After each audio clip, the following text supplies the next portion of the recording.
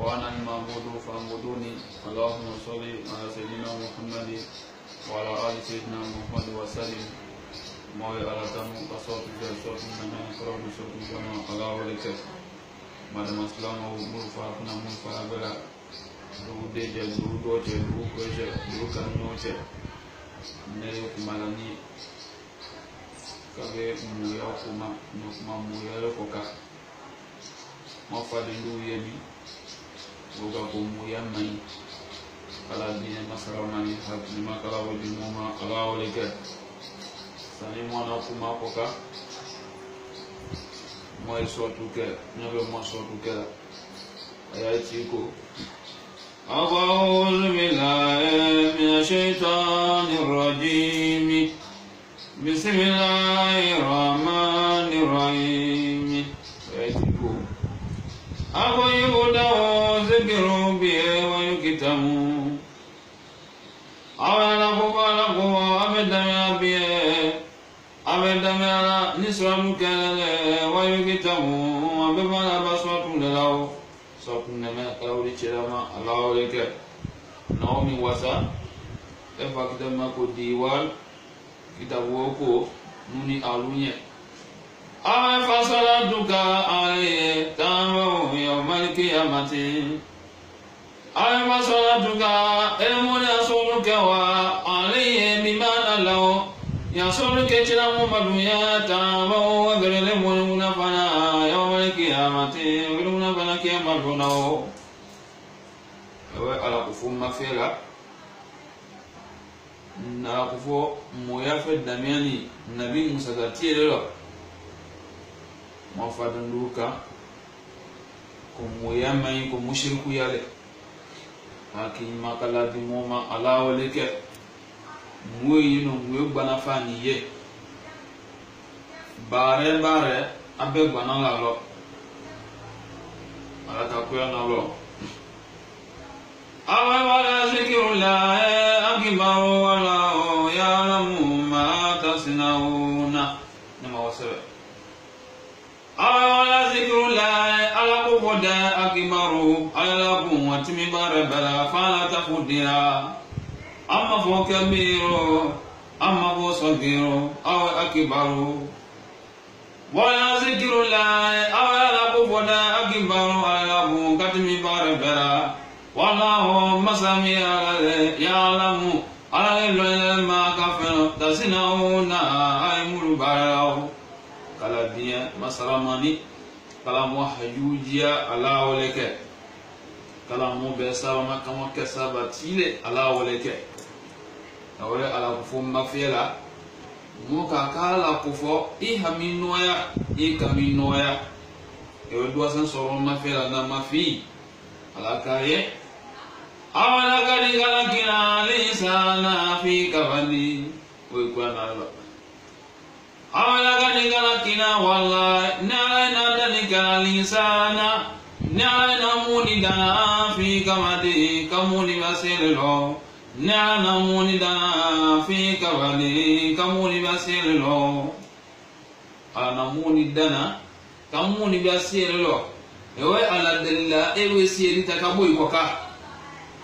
aki makala wale di moma ala waleke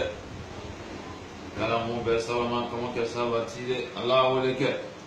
la gani kana kina na danika lisana na muni dana fi gabati kamuni baselo modiye dembu be alo koka modi adama demulo te ko be alo koka modi adama demulo jangalo lo ko wati be la gani kana kina lisana fi gabati na muni dana na danika lisana muni dana fi gabati kamuni baselo aki makala wale di muma ala waleke kala mo be sama kama ke sabati ala waleke aya tu malo kamina kusebe mulu farafina mulu farabela adinjeleka mo kuma ala senu kanlo kala mo be sama kama ke sabati ala waleke naomi wasa dauti ko wa yasiluha fi ma bi awaliji fa karimu لا يقيم ما كسبه ما هو سبب أي وغسلوا وكذلك هو أي على كيك بطلب هوايجي حاجل يجنو أي على كيك بطلب هوايجي حاجل يجنو فهو مسامع كريم مسبال على لا يخيب على تلميذ كما أتكلم لنا مريا كسلو من أراوتنا كيكراو haki makala di muma ala woleke moye ala dali ijene ifani ala dali muye waye ala dali ke wa ele tsa fa mu itsi da mu ko le ne ala dali ne weke fala le boy je ko ka weke ewe bunye forose ato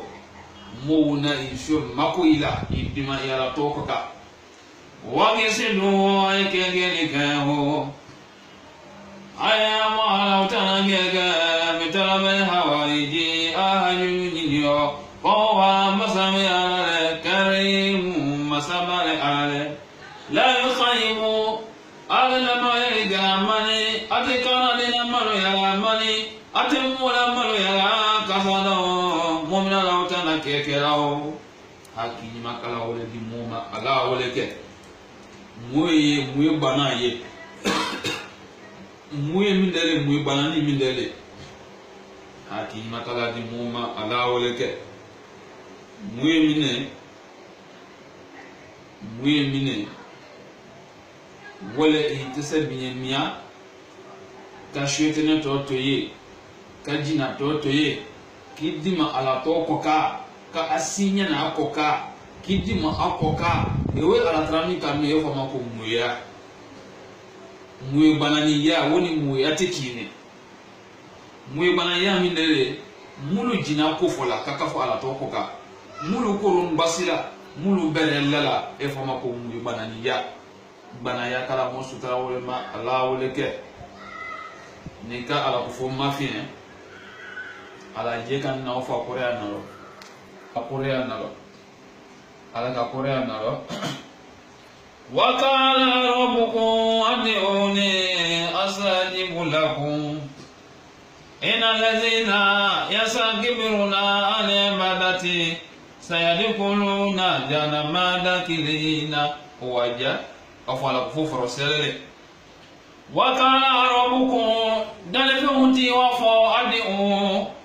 ay kalamolikani ayna ala kanamo asajimu nejamilika lakum ala kufu bolmiya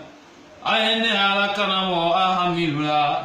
ayna ala kanamo akamilula asajimu lakum kola nekini jamika anyo ala diemunye ala mo be sabama mulu bani ala kufu komba ala qaul madi sanelina ala kufu bawla tosi ala kan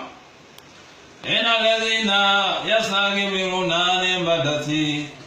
sayadkhuluna jahannama dakilina aw ina ladina kumuluda yastakbiruna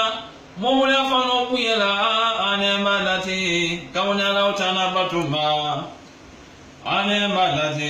kauna law tanabatuma sayadkhuluna bidasnida natulumula duna jahannama natulala duna jahannama kono dakilina abajala no yala dulo kala dien haju to muye kala ala dien mulu frafina mulu farabala ala to farajal hami wa kashfal gami ala mo hami farayo ala mo kami farayo kala dien kala abela kafoni hamini al kami farayo kala woke moye ala woleke kala mola ala la kala din kala woke monye ala woleke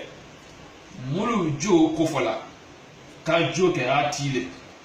ka berela ala ka ulmani awayna la yaghfiru an yushraka bihi wa yaghfiru ma duna zalika lima yashau wa man yushrik billahi faqad yawtara isma azima ni mawsabe we ku analelo ati makala wedi moma ala woleke kala mo be sama kamo ke sabatire ala woleke awayna la yaghfiru ala tajafala ala timakutule kala atemi makudina wolele an yushraka bi ka wo moy fena ka fo alaka ele o jo ke jo ko fola ki seme jo la o ki je ke berela lale shotene barawu ala ko fote wole yo funa ka fo yawul kewe wa man yushriki billahi faqad awdara isma azima awe mumule yushriki na mumi ka fena ka wo funa ka wo yakala billahi Robina ngawaya kala alala fagani amutara mafomo kunatereka isimaho awejumule kunate azima na wejum buyani kala dia masaramani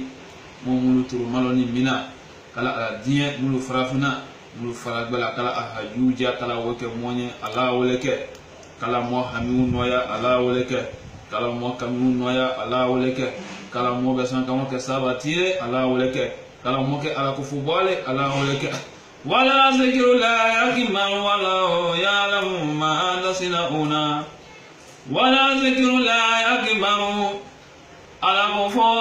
wala mu'min barabara wala masami ala ya'lamu ma akafina tasnauna aymun barao kala di masaramani ala mafarajani hami